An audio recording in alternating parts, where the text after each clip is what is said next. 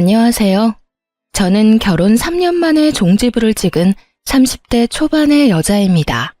짧다면 짧은 결혼 생활 동안 제가 겪었던 일을 이야기해 볼까 해요. 저와 남편은 사장과 직원 사이로 처음 만나게 되었어요. 저는 고등학교를 졸업하자마자 제 꿈을 위해 대학 진학이 아닌 일찍이 사회생활을 시작했어요. 정말 제가 할 수 있는 일이라면 뭐든 가리지 않고 열심히 했죠. 그렇게 6년이란 기간 동안 악착같이 돈을 모았고 제 나이 27에 드디어 제 꿈을 이뤘어요. 만화 카페를 차리게 된 거예요. 저는 어렸을 적부터 만화책을 좋아해 만화책방을 차리는 게 장래 희망이었거든요. 그리고 제 남편은 제 카페의 첫 알바생이었어요. 네, 맞아요. 저희는 연상연하 커플입니다. 제가 운영하는 그곳이 자리를 잡을 때까진 친정엄마가 참 많은 도움을 주셨는데 엄마도 알바생이던 남편이 참 싹싹하다며 좋아했죠.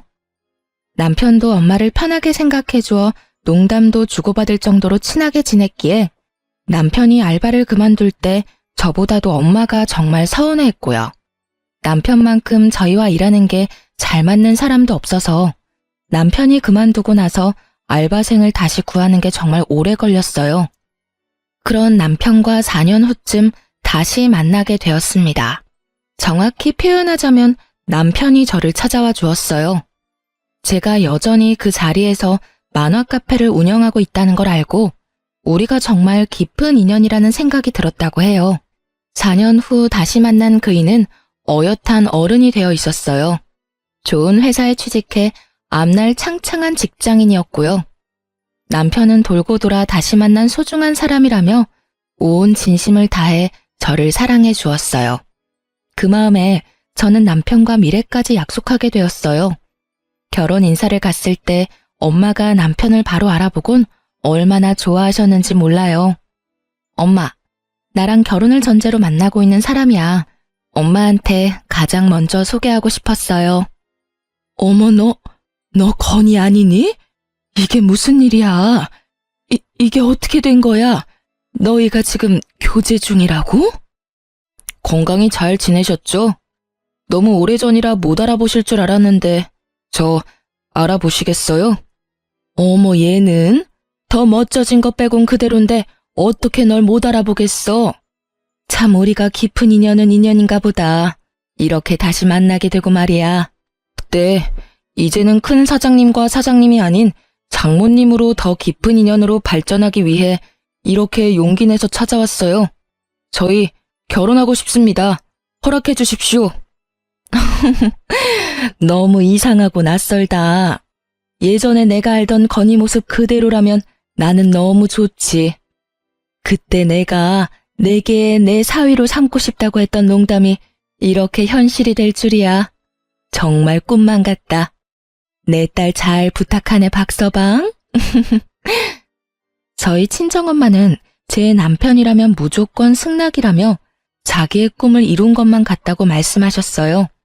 제 시부모님도 어린 나이에도 꿈을 위해 나아가 끝내 이룬 제 강단이 훌륭하다며 저를 예쁘게 봐주셨죠.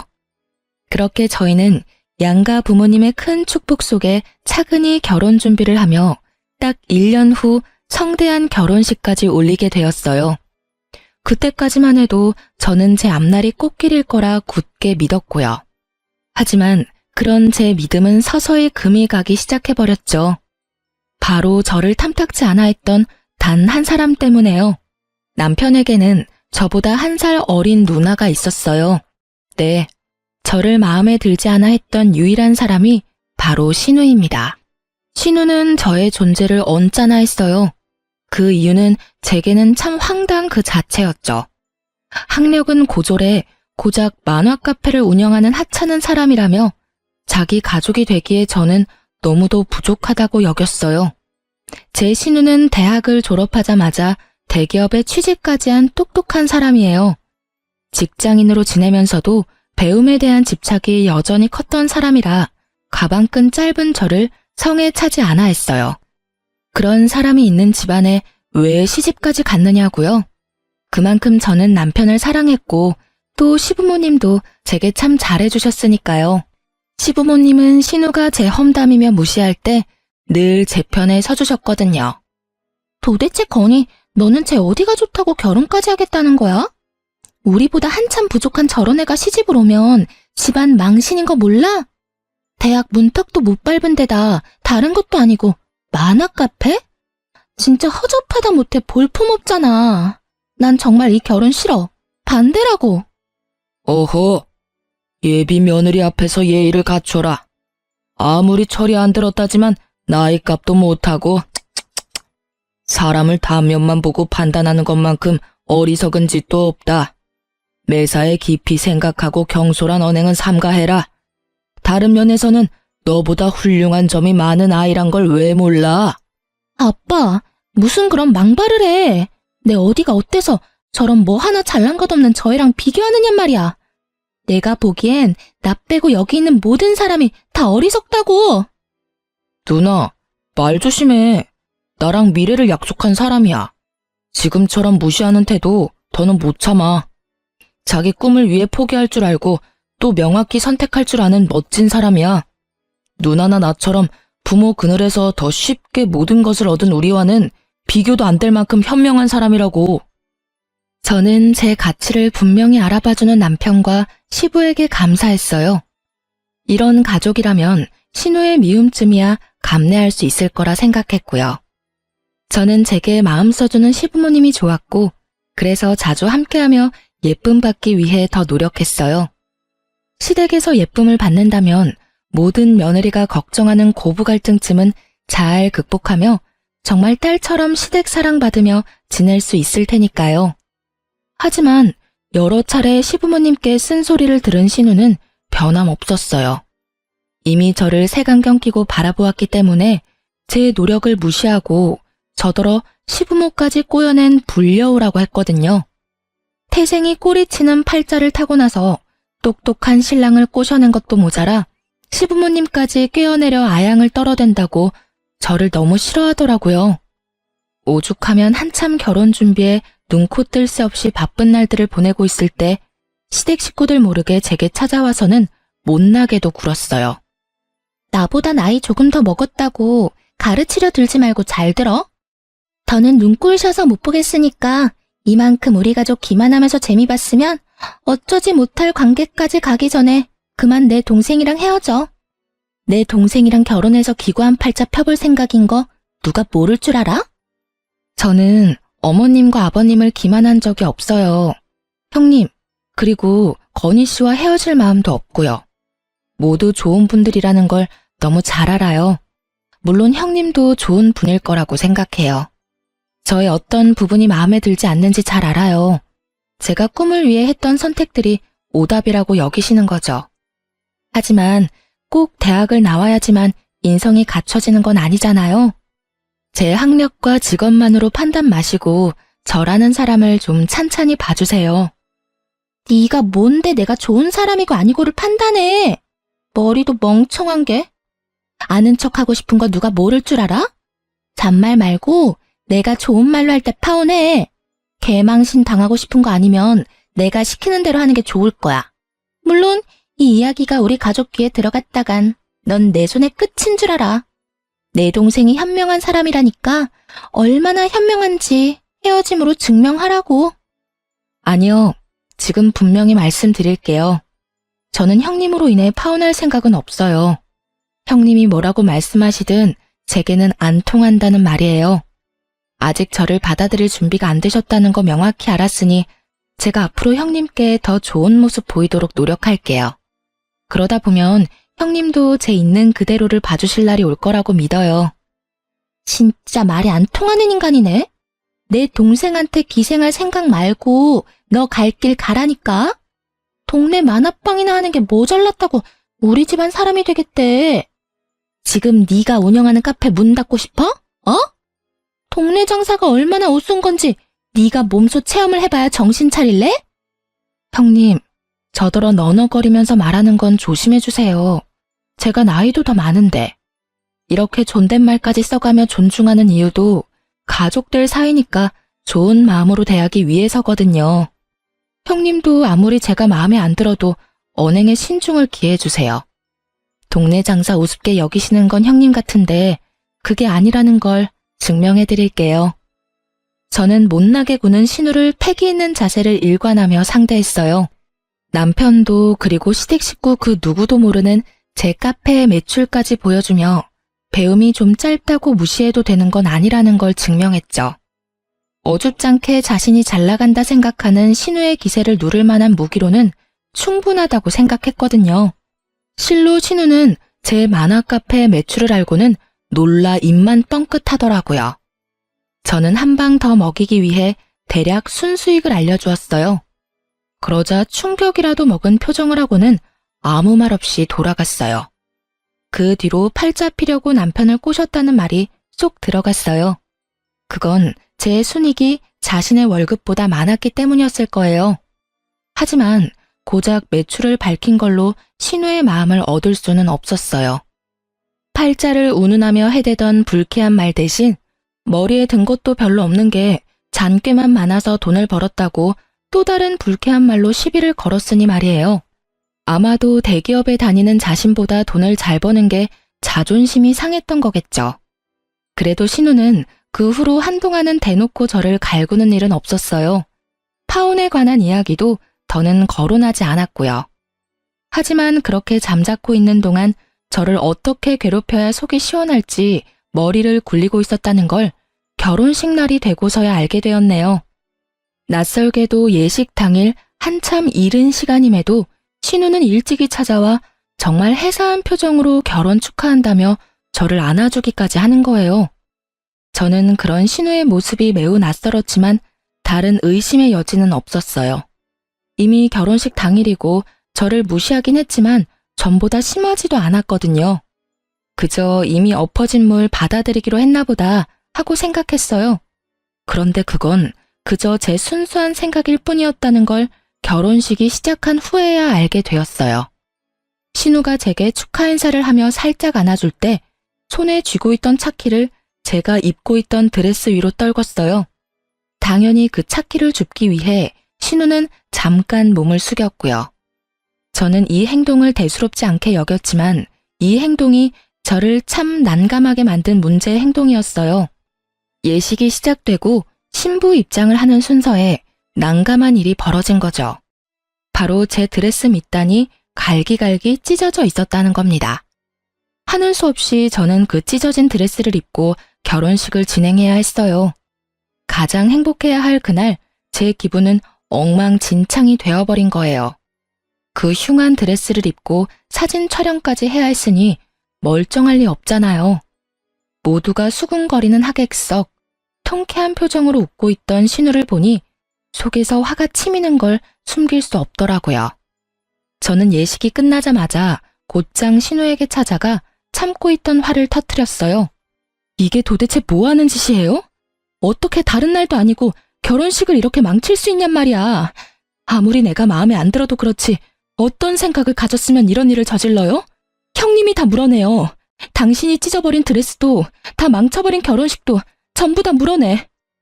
내가 왜 그래야 하는데? 그러게, 내가 가족들 몰래 찾아가서 파혼하라고 했을 때 군말 없이 시키는 대로 했으면 좋았잖아. 그랬으면 이런 일을 내가 벌일 필요도 없었을 거 아냐. 이제 빼도 박도 못하게 가족이 되어버렸으니 그걸 문제 삼기보단 퍼포먼스나 해프닝 정도로 생각하고 넘기면 그만 아닌가? 그럼 앞으로 잘해보자고 옳게. 뭐? 퍼포먼스나 해프닝? 당신 결혼식에 이런 일을 당했다고 생각해봐. 이게 당신이 말하는 것처럼 가볍게 넘길 수 있는 건 줄 알아? 아무리 가족될 사람이 마음에 들지 않는다고 해도 이런 일까지 벌일 만큼 수준 이하인 줄은 꿈에도 몰랐네. 그런 머리로 어떻게 대기업에 갔는지 놀랍고 신기할 따름이라고. 지금 아랫사람 주제에 뭐라고 망발을 해대는 거야? 수준 이하? 너 미쳤니? 감히 니까짓 게 수준을 운운하며 날 무시해? 너 지금 말 다 했어? 어? 아니, 아직 하고 싶은 말은 차고 넘치지. 하지만 무식한 당신이랑 더 말 섞어봤자 뭐가 달라진다고. 오늘 당신이 저지른 이 만행, 뒷일까지 생각하고 저지른 거지? 겁도 없이 감히 이런 행동을 잘도 버렸으니 각오하는 게 좋을 거야. 저급한 내게 딱 맞는 짓이었는데 내가 각오할 게 뭐 있어. 그리고 윗사람한테 버르장머리 없게 말을 놔? 무식한 건 내가 아니라 너네. 못 빼어먹은 티 작작내. 나는 너랑 친구 먹을 생각 없어. 깍듯이 형님 대우하라고. 알겠어? 저는 신우가 한 이 말도 안 되는 행동을 곧장 시댁 식구에게 알렸어요.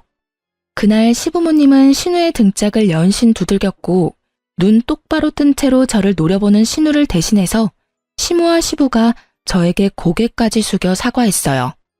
그런 시부모님의 모습에 신우는 제가 뭐라고 그렇게까지 사과를 하느냐며 성을 냈지만 시부모님은 그런 신우를 더욱 나무랐어요.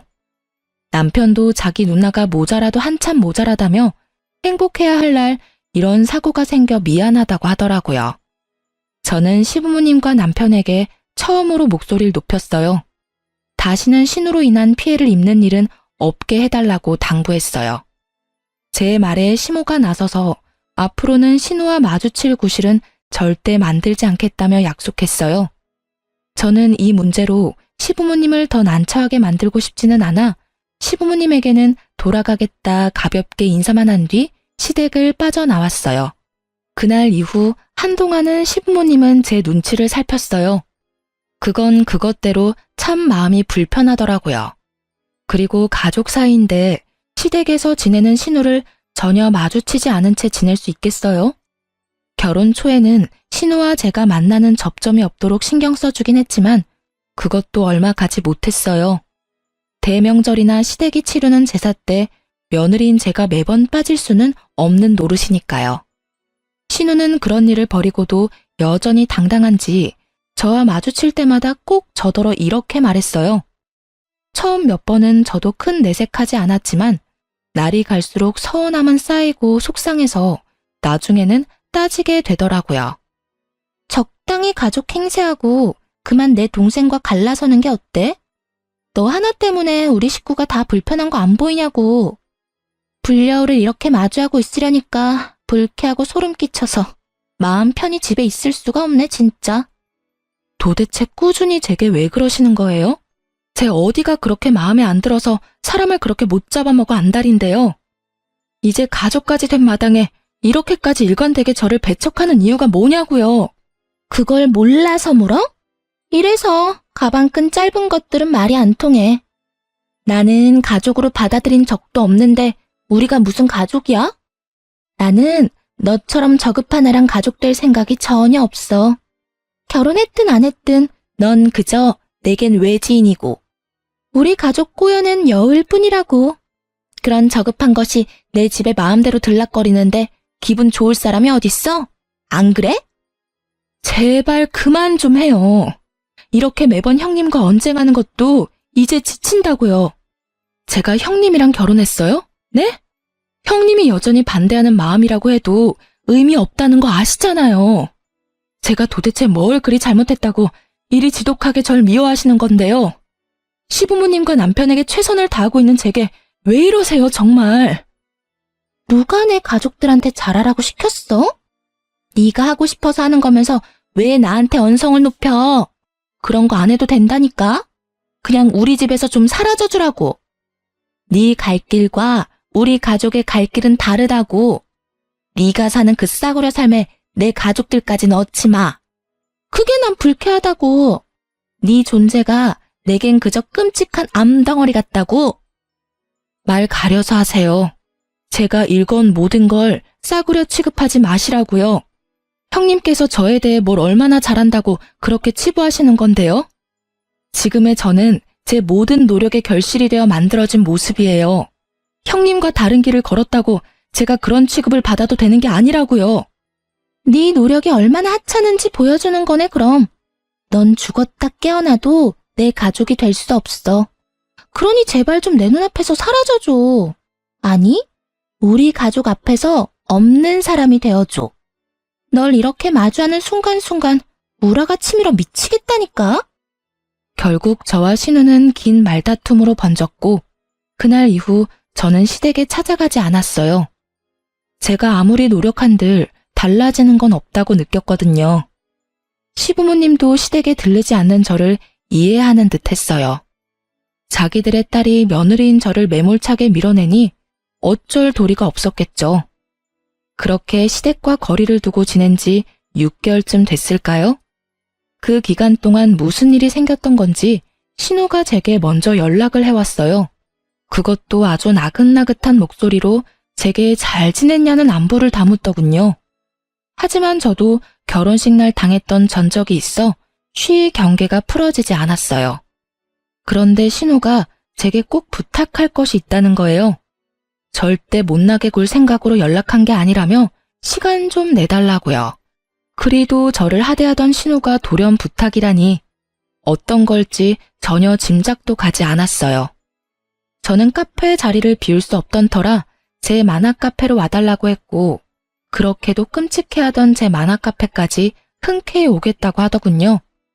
신우는 제 카페에 와서는 그날따라 이상하게도 이곳저곳 살펴댔어요.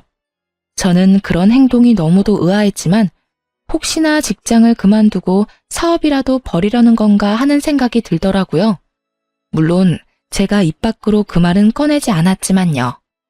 그런데 제가 무슨 말을 꺼내기도 전에 신우가 먼저 입을 열었어요. 저더러 꼭 비밀이라며 저만 알고 있으라며 이야기하기 시작했죠. 신우의 말은 이랬어요.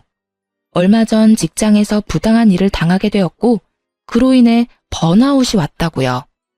그래서 막무가내로 앞뒤 생각 없이 사직서부터 던지고 나왔는데 뭘 해본 적이 없으니 막막하다는 거예요. 그러면서 넌지시 저에게 처음부터 그렇게도 못나게 굴었던 이유를 털어놓았어요. 내가 올케한테 참 모진 언행을 일삼았잖아. 그게 다 부러움이랄까 질투랄까 그런 감정 때문이었어. 네? 갑자기 그게 무슨 말씀이세요? 질투라니, 형님께서 제게 무슨 질투를 느꼈다는 건지 전혀 모르겠는걸요. 당연히 모르겠지. 내 가족들도 모르는 내 마음을 올케가 어떻게 알겠어? 사실 나도 올케처럼 가슴에 품었던 꿈이 있었어. 내 모든 것이 오롯이 담긴 나만의 가게를 차리고 싶었다고 나도. 하지만 나는 남의 시선이 참 중요한 사람이라 그러지 못했어. 올케도 알잖아. 내 학벌에 대한 내 근자감 말이야. 근자감이라뇨. 자신감이라는 표현이 맞죠. 저는 대기업 다니는 형님이 참 똑똑한 분이라고 생각해요. 아무리 저에게 못되게 구셨어도 그 생각은 변함없고요. 그렇게 말해줘서 고마워, 올케. 아무튼 나랑 다르게 남의 시선 생각 안 하고 꿈을 이뤄낸 올케가 너무 부러웠어. 그래서 그게 너무 배 아프더라고. 시샘을 부르지 않을 수가 있어야지. 미안해. 진심이야. 그런 마음에서의 미움이었다니 전혀 몰랐어요.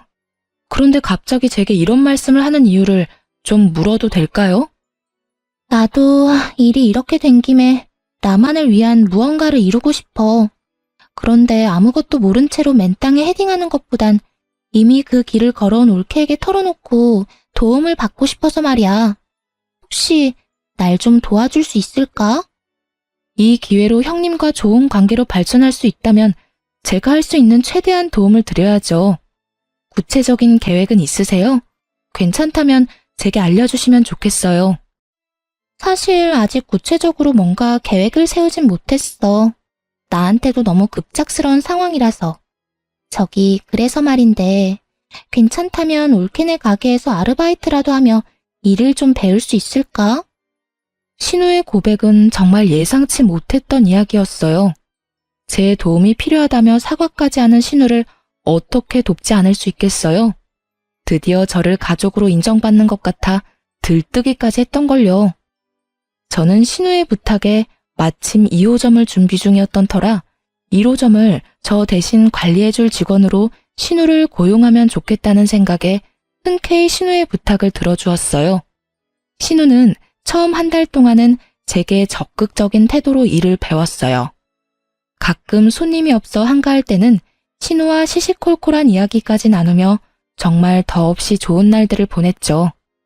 하지만 앞으로도 이렇게 잘 지낼 수 있기를 희망하던 저의 기대가 와르르 무너지기까진 그리 오래 걸리지 않았네요. 신우에게 1호점 관리를 맡긴 지 석 달 만에 어김없이 일이 생겼어요.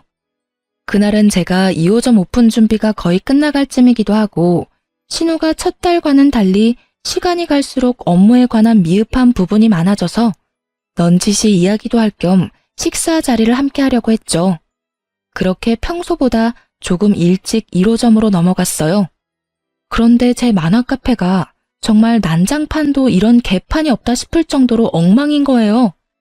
거기다 신우는 손님이 있건 없건 어디서 났는지 카운터 밑에 이불까지 펴고 누워있는 겁니다.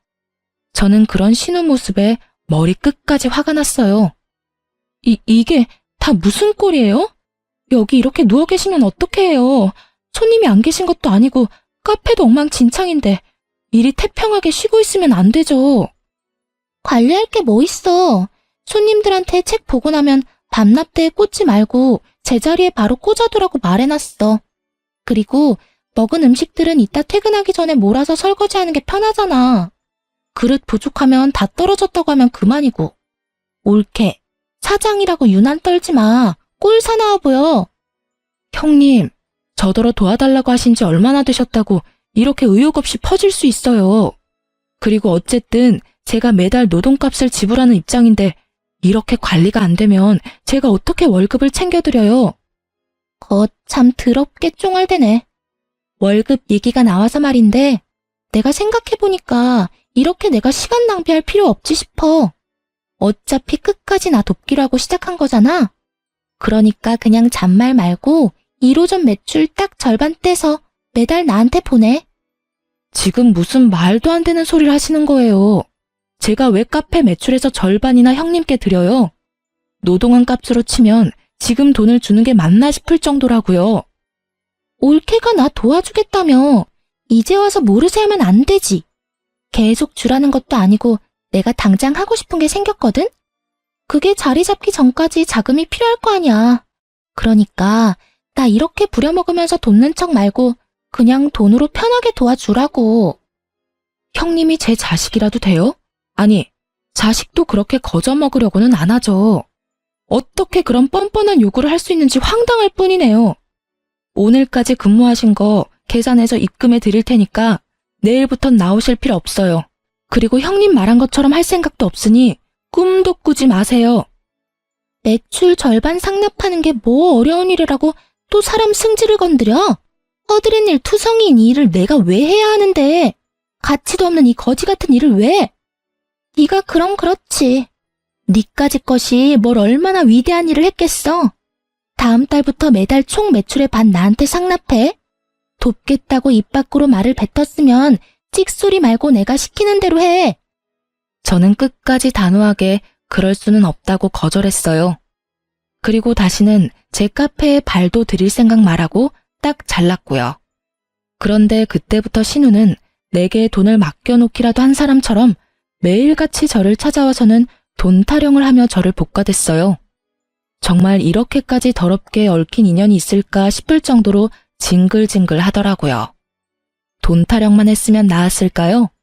신우는 나중에는 제게 말이 안 통한다며 매출의 절반을 떼서 보내지 않으면 제 만화 카페를 당장이라도 문 닫게 만들어버리겠다며 협박까지 일삼았어요.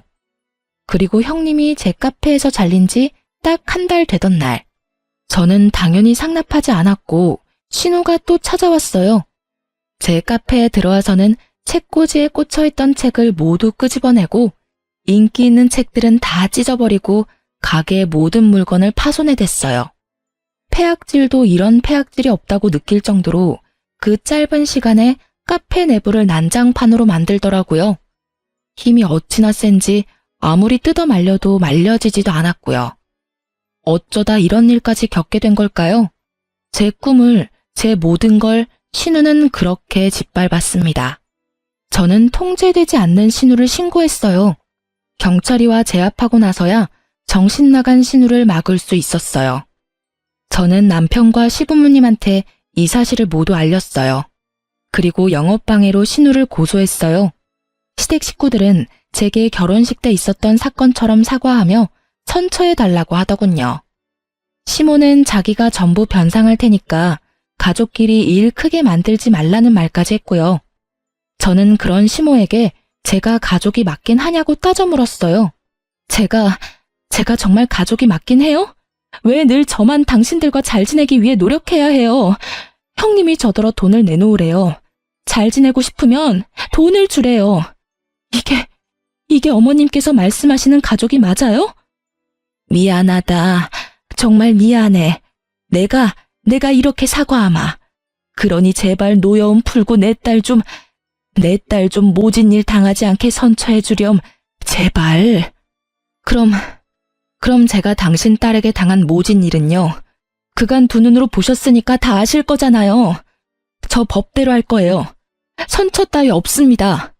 어머님, 아버님께서 저를 어떻게 생각하시던 상관없어요. 이번 일만큼은 그냥 넘어갈 수 없으니까요. 시몬은 제 손까지 붙들며 눈물로 호소했어요. 하지만 저는 절대 흔들리지 않았습니다. 아니, 흔들릴 수 없었어요.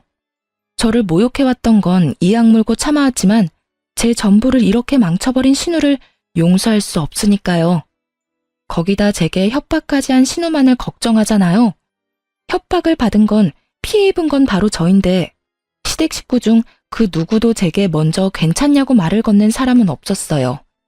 저는 가족이라는 울타리에 갇힌 외지인일 뿐이었다는 걸 정말 절실히도 느꼈어요. 그뿐인 줄 아세요?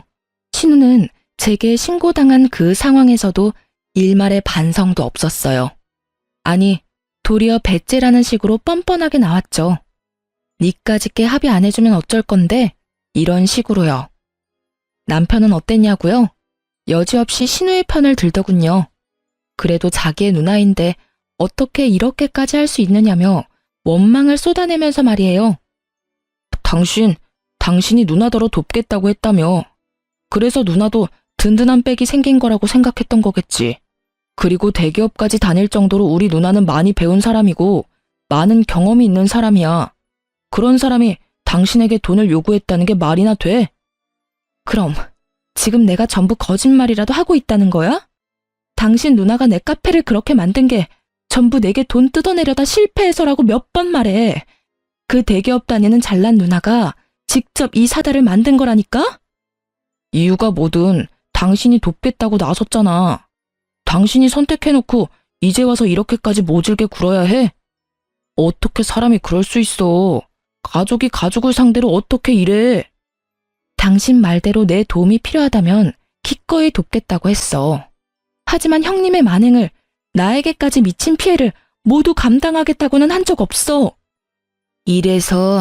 이래서 집안에 사람을 들일 땐 심사숙고해야 하는 건데 내 딸 꼬드겨 회사까지 그만두게 만들고도 뻔뻔하게 굴기까지. 엄마가 돼서는 내 딸 자식만 못났다고 나무라며 하나뿐인 며느리라고 예뻐했던 지난날이 다 후회스러워. 내 딸에 보는 눈이 딱 맞았던 거였어. 내 딸을 믿었어야 했어. 식구들은 끝까지 제게 미안함이라고는 없었어요. 합의하지 않겠다는 나를 벌레 보듯 할 뿐이었죠. 그러면서 그동안 자기 딸의 의견을 받아들이지 않고 저를 가족으로 들인 것에 대한 한탄을 해댔어요. 저도 이런 사람들과 더는 가족으로 살고 싶지 않다는 생각이 물밀듯 밀려왔어요.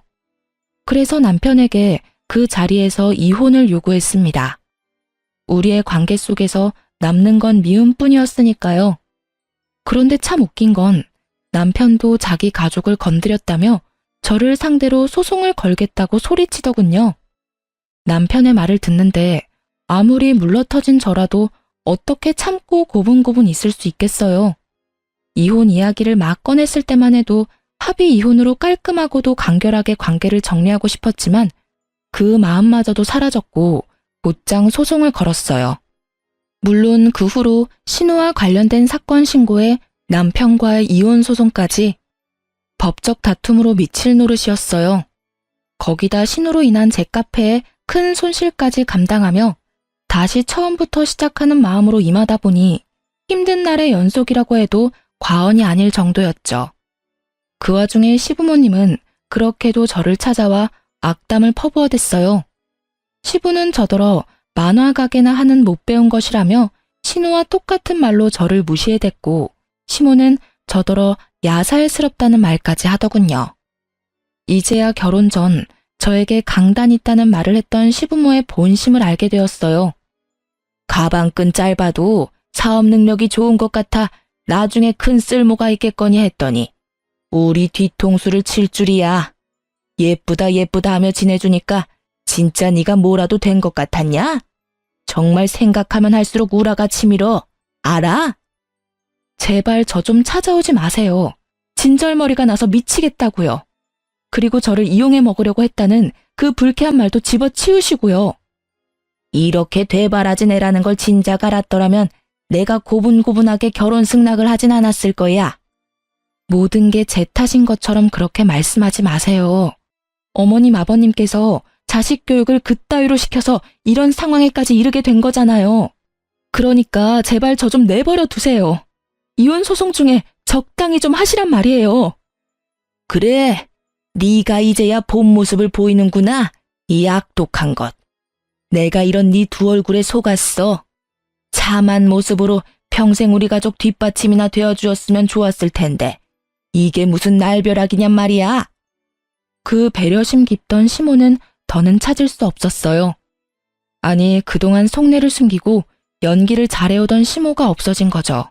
신우가 저를 이용해 자신의 살해 사욕을 채우려던 것처럼 그 엄마의 그 딸이라고 시모도 다른 방향으로 신우와 같은 마음을 가지고 있다는 걸 제대로 느꼈네요. 저는 시모의 본심을 알게 된 후 신우와의 사건을 더욱 악착같이 독한 마음으로 물고 늘어졌어요. 결국 남편과의 이혼 소송에도 신우와의 문제가 큰 역할을 해주어 승소할 수 있었어요.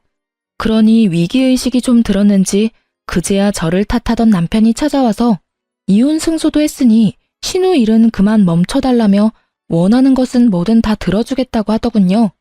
하지만 남편이 간과한 것은 바로 시모의 본심을 제가 알고 있다는 거였죠. 진심으로 반성한 척 날 회유하려 들지 말고 정당한 죗값을 다 받으라고 말했어요. 비양심적으로 죗값을 피하려 들지도 말라고 합의 제안을 딱 잘라 거절했죠. 그리고 얼마 뒤 신우와의 문제도 끝이 났어요. 자기가 처신한 행동에 대한 죗값을 받게 되었죠. 제게는 정말 통쾌한 결과가 아닐 수 없었어요. 하지만 이 결과로 인해 제 사업이 정말 휘청할 정도로 힘든 상황에 직면해야 했습니다. 시댁이 아마도 제게 복수할 마음을 제대로 먹었던 것 같더라고요. 무슨 말이냐고요? 제 만화 카페 바로 근처 빌딩 건물에 저와 같은 업종의 만화 카페가 생긴 거예요. 크지 않은 동네에 이렇게 꼭 붙어 있는 것도 매출에 영향을 주는데 그곳이 제 카페를 콕 집어 옆 만화 카페보다 저렴한 곳이라고 홍보까지 해대는 통에 정말 오랜 단골 손님이 아니고는 저희 카페에 걸음하는 손님들이 확 줄어버린 거죠. 그런데 알고 보니 그 만화 카페의 사장이 다름 아닌 이전 시모였고 그곳에서 관리하는 사람은 바로 이전 신우였어요. 저는 그 사실을 알고는 그 만화 카페에 가서 난리를 쳤어요. 이 상도덕도 없는 인간들아. 버젓이 내 카페가 있다는 걸 알면서도 근거리에 같은 업종으로 선택해서 가게를 차려? 어떻게 끝까지 나를 이리도 괴롭힐 수 있어? 상도덕? 네가 상도덕 운운할 상황은 아니지 않나? 네가 말하는 상도덕은 네가 먼저 안 지켰지. 그게 뭔 줄도 모르는 사람처럼 처신했잖아. 내가 언제? 결혼하기 전부터 이혼한 후까지 이렇게 나를 복가대며 괴롭히는 이유가 뭐야? 도대체 당신들 나한테 왜 이렇게까지 하는 거냐고. 그러게. 내 동생이랑도 헤어질 거면 좋게 합의하고 알아서 정리했으면 좋았잖아. 가족을 상대로 콩밥 먹일 작정을 했던 것부터가 넌 상도덕에 어긋난 인간 말종이라는 거야. 내 딸 말이 맞다. 네가 먼저 우리를 우습게 여겼잖냐? 그러게 잠자코 있었으면 이런 꼴을 안 당했겠지. 아들과의 이혼은 부부의 문제니 그렇다 쳐도 내 딸의 문제는 전혀 다르니까 말이야. 이게 다 네가 자초해서 생긴 일이니 어디 한번 감당해 보렴. 저는 여전히 저에 대한 앙금이 남아있는 두 사람의 난잡한 대응이 너무도 기가 차고 황당했어요. 여전히 저를 탓하고 있는 이 인간들에게 당한 것에 대한 바른 대처를 했을 뿐이라고 말했어요. 하지만 그런 제 말에 이죽거리며 웃더니 저더러 온 식구를 범죄자 취급하는 쓰레기라며 그런 저는 돈 한 푼 벌어가면 안 된다며 어디 한번 누가 이기나 한번 해보자는 거예요. 저는 몇 날 며칠을 머리를 감싸주며 고민했어요. 그런데 그렇게 시간이 흐를수록 제 매출은 점점 큰 타격을 입기 시작하니 어쩔 도리가 없더라고요. 하지만 세상의 이치는 변함이 없다는 걸 시간이 조금 더 지나고서야 다시금 깨닫게 되었어요. 어떤 이치를 말하느냐고요? 못된 사람이 호의호식하며 잘 살 수 없다는 건 말이에요. 전 시모와 신우가 하는 가게는 처음 두어 달은 일명 오픈빨과 저를 저격한 파격 할인 행사 덕에 장사가 잘 됐어요. 하지만 한자리에서 오랜 시간 버티며 장사해온 저를 이길 순 없었습니다. 오픈빨이 떨어질 쯤 되니 이상한 추문을 달고 다니기 시작했거든요. 가게 운영하는 사장 언니가 불친절하고 판매하는 음식에서 불결한 냄새가 난다는 소문이었어요. 그리고 하루하루 지날수록 그 추문은 점점 구체적으로 변해갔죠. 그런데 그렇게 큰 소리를 치며 저를 긁어대던 전신우가 갑자기 저를 찾아와서는 자기들이 운영하는 카페가 망할 위기라며 분위기며 매장에 채워둔 책까지 제가 운영하는 곳과 비슷하게 했는데 자기들 만화 카페는 왜 오픈한 지 몇 달 만에 이런 일을 겪을 수 있는 거냐고 이럴 땐 어떻게 하냐고 묻는 거예요. 하지만 제가 머리에 총 맞은 게 아니고서야 그 시커먼 속을 다 아는 입장에서 어떻게 도와주나요? 저는 단호하게 신우에게 왜 상도덕도 모르는 사람을 제가 도와주어야 하냐며 허튼 소리 하지 말고 내 카페에서 나가달라고 했어요. 그러자 신우는 도와달라고 말할 때와는 전혀 다른 표정을 하고선 입소문이라는 게 얼마나 무서운 건지 한번 경험해 보겠느냐며 협박을 하기 시작했어요. 하지만 저는 굴하지 않았어요. 제가 쌓아온 경험만으로 저는 이미 여러 차례 시행착오를 이겨왔으니까요. 저는 그런 신우에게 다시 법정에 서고 싶다면 어디 한번 입을 함부로 놀려보라고 말했죠. 신우는 제게 가짜는 협박이 통하지 않자 역성을 내며 말했어요. 사업 경력 조금 된다고 눈에 뵈는 게 없나 보지? 너도 우리 카페 생기고 장사 안 되잖아. 그러면서도 그 알량한 자존심은 아직 남았나 봐? 네 그 하찮은 자존심으로 네 가게가 제대로 망해봐야 정신을 차리지? 우리가 너보다 배움이 더 많은데 너보다 못할 리가 없으니 말이야. 제발 네 카페가 얼마 못 가 망하길 바래. 그래야 우리가 재미를 보지. 덜 떨어진 말을 그리도 길고 정성스럽게도 할 필요가 있나? 지금이 어떤 상황인지 네 발로 직접 여기까지 와놓고도 몰라? 내가 망하기 전에 당신네들 카페가 먼저 망할 것 같은데 덕분에 내가 재미를 보게 생겼네. 할 말 다 했으면 그만 가줄래? 너희 망해가는 꼴 보려면 팝콘 좀 튀겨야 해서 말이야. 이 멍청한 게 뭐라고 짓거리는 거야. 너 두고 봐. 내가 가만히 두나 보라고. 네가 언제까지 이렇게 큰 소리나 칠 수 있을지 말이야. 두고 볼 것도 없는 게 까불지 마. 그리고 이제 우리 완전 남남인데 예의 좀 갖춰. 나이 차이도 나는 윗사람한테 눈 그만 부라리고. 제 말에 씩씩대며 돌아갔어요. 그리고 그로부터 한 달 뒤 두 사람은 제게와 무릎을 꿇었습니다. 알고 보니 전 시모와 신우가 차린 만화 카페는 전 남편과 전 시부 몰래 운영하기 시작한 거더라고요. 가진 비상금이 없던 상태에서 집안 남자들 몰래 대출까지 받아서 차렸던 거였어요. 그때만 해도 고졸인 저도 일궈낸 사업을 자기들이라고 못할 것도 없지 라는 자신감으로 말이에요. 오픈빨이 뭔지도 모르고 초반에 장사가 꽤 된다고 생각했던 오만함에 개버릇 남 못 준다고 제 가게에서 신우가 행동했던 것처럼 자기들의 카페에서도 그 행실 그대로 했던 거죠. 그로 인해 매장 관리가 되지 않는 것에 대한 소문이 일파만파로 퍼지게 된 거고요. 전 시모와 전 신우는 빚만 지고 문 닫기 일보 직전이라며 제게 무릎까지 꿇고 손까지 빌며 제발 이번만 도와달라며 내가 시키는 대로 알려주는 대로 그대로 행하겠다고 애원하더군요. 아가, 우리가 남이 되긴 했지만 그래도 예정이 있잖니. 내가 널 좀 예뻐했니? 내 딸보다도 더 아꼈잖아. 그러니 제발 우리에게 작은 도움이라도 좀 줄 수 없을까? 빚더미에 앉은 채 집에서 쫓겨날 순 없잖니. 응? 그래, 옳게. 우리가 그간 못되게 군 건 우리가 너무 옹졸했어. 이렇게 자존심 다 내려놓고 사과할게. 여전히 마음에 담아두고 있는 것 있다면 다 말해. 오늘 이 자리를 빌어 전부 사죄할게. 그러니 제발 엄마 말처럼 예정을 핑계 삼아 조금만 힘 좀 보태주면 안 될까? 제가 왜요? 내가 왜? 우리가 예정이라고 해봤자 뭐 얼마나 있다고. 고작 결혼 생활 몇 년 했다고 그게 다 정이 붙진 않던데? 예, 미운 정도 정이라면 정인데 그렇게 매몰차게 굴지 말아주렴. 나도 내 딸도 이렇게 비마. 제발 우리 좀 한 번만 살려주렴. 미운 정은 정이 아니죠. 원망이고 미움이지.